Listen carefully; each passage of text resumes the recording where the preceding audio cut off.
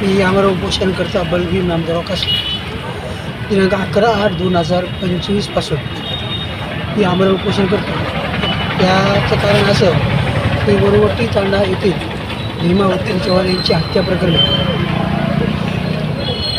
जो काही गुन्हा दाखल झालेला आहे त्या गुन्ह्यामध्ये 302चा गुन्हा समाविष्ट करणे बाबत ही माझी एक प्रमुख मागणी होती।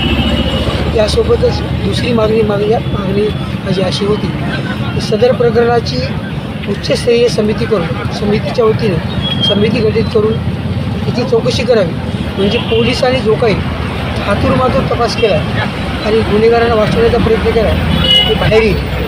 तरी माझ्या उपोषणाची दखल घेऊन सन्माननीय दंडाधिकारी माननीय तहसीलदार मॅडम यांनी मला काल 19/8/2025 रोजी सदर प्रकरणाची उच्चस्तरीय समिती गठीत करून चौकशी करण्यासाठी माननीय उपविभागीय पोलीस अधिकारी यांना आदेश केलेले आहेत आणि सदरचा प्रस्ताव त्यांनी वर्ग करण्याचा सुद्धा त्यात आदेश केलेला आहे। म्हणून सदर प्रकरणामध्ये जी काही आमची मागणी होती ती सातत्याने आम्ही ती लावून धरली होती आणि मयत भीमा उत्तम चव्हाण त्यांच्या एक लहान बालकांना न्याय देण्याचा आमचा एक मानस होता, त्याला कुठेतरी वाचा फुटलेली आहे आणि पोलीस प्रशासनानं आजपर्यंत जी काही या कुटुंबाची दिशाभूल केली आणि आरोपीला वाचवण्याचा प्रयत्न केला आणि त्या थोडेफार आजही त्यांची बाजू सरशी आहे का तर त्यांनी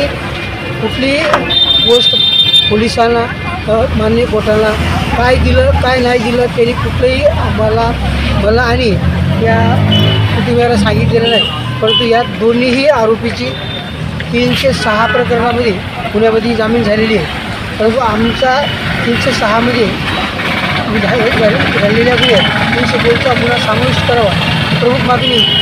त्या मागणीसाठी जे काही त्यांनी कारवाई आणि चौकशी केलेली आहे ती पारदर्शक नाही। आम्ही असं बार माननीय दंडाधिकारी तसे पत्रांनी किंवा निवेदनाने कळवलं आहे।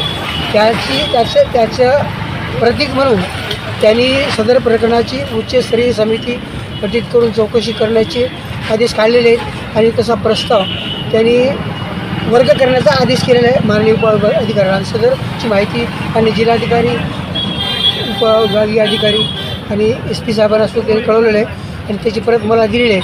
म्हणून मी आज माझ्या मागणीचं पत्र माननीय तहसीलदार साहेबांना आज उपोषण मी थांबवतो आहे आणि थांबवण्यामागं आणखी एक मोठी माझी एक व्यथा आहे की सदर प्रकरणामध्ये मी शासन स्तरावर न्याय मागणार आहे। यावर मी थांबलेलो नाही, शासन स्तरावर जाऊन सदर प्रकरणात न्याय मागण्यासाठी मी आज माझं उपोषण थांबवलेलं आहे। एवढंच मी आज या ठिकाणी बोलणार।